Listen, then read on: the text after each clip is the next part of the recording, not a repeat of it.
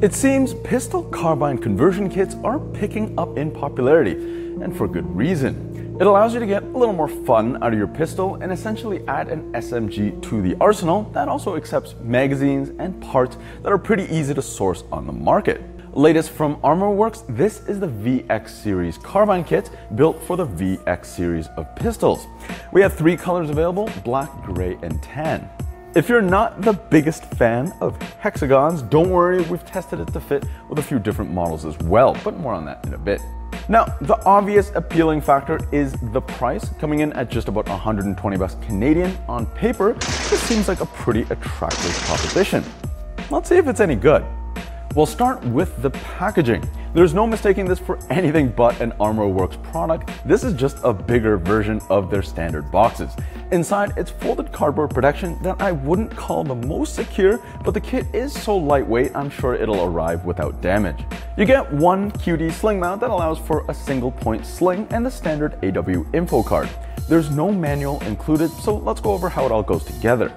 With the carbine kit split into 2 pieces, the pistol slides into the front half. It locks onto the pistol rail and holds the trigger guard. I like that there's a little spring-loaded piece that keeps constant tension towards the back. The rear half of the kit simply slides on, and there's a flathead screw that locks the 2 halves together. If you don't have a flathead handy, ArmorWorks includes a little tool housed in the bottom of the kit.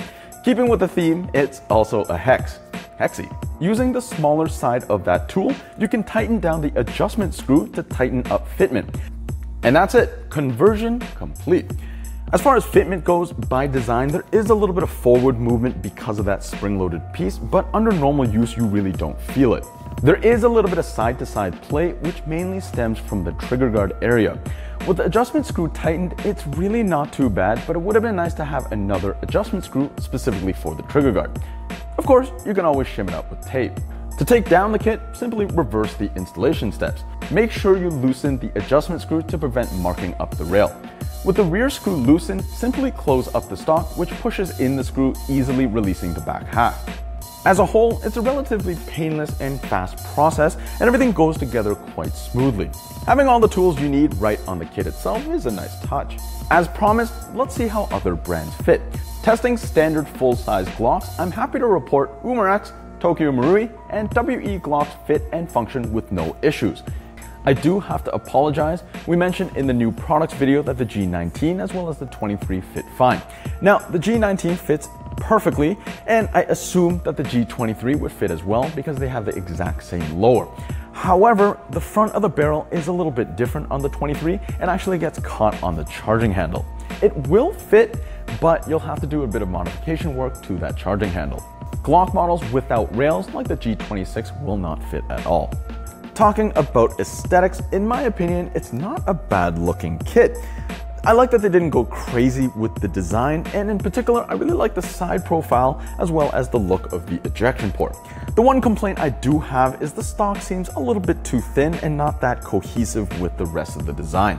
I'd really like to see an option to mount a buffer tube.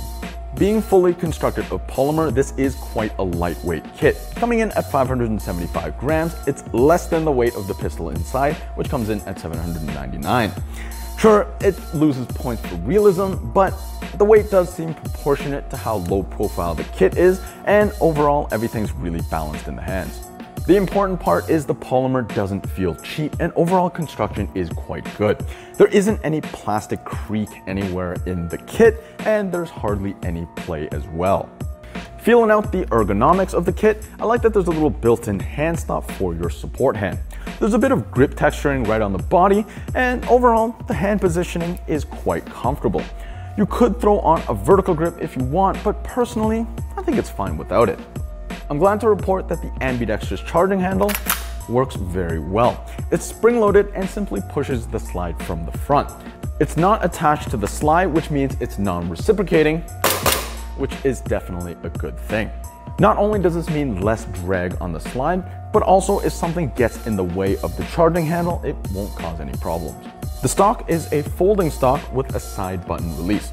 Action is smooth, and there's a little mechanism that holds it to the side of the gun. I'm glad that they designed it so that you can still shoot it with the stock folded. However, to do this, they had to make the stock quite long, and from the grip to the butt pad, it's actually longer than a fully extended M4 stock. This makes the stock length feel a little bit weird given how close your two hands are up front.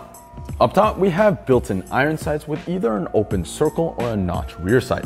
It's adjustable for windage and elevation, which is always nice to see, but there is one pretty big problem. The way it lines up with the stock, it's nearly impossible to actually use the sights with that stock, and that's without a mesh mask. I definitely throw on a red dot sight, preferably one with a riser.